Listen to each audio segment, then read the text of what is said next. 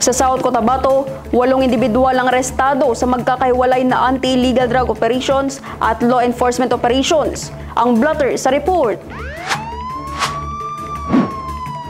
Matagumpay na nagsagawa ng magkakasunod na anti-illegal drug operations at law enforcement operations ang South Cotabato Police Provincial Office sa iba't ibang lugar ng lalawigan noong October 6, 2025 na nagresulta sa pagkakaaresto ng ilang drug suspects at wanted persons.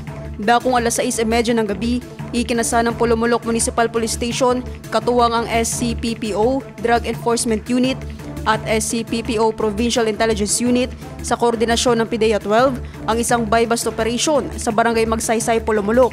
Naaresto sa operasyon sina alias Drin at alias Leia, kapwa residente ng nasabing barangay. Na-recover mula sa kanilang pag-iingat ang ilang sachet ng hinihinalang shabu at ang marked money na ginamit sa transaksyon.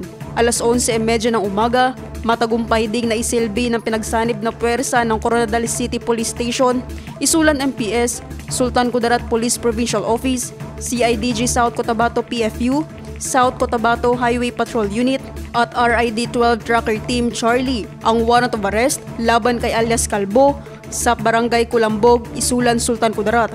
Ang suspect ay wanted sa 2 kaso ng rape at kasalukuyang nasa kustodiya ng pulisya para sa karampatang disposisyon ng korte.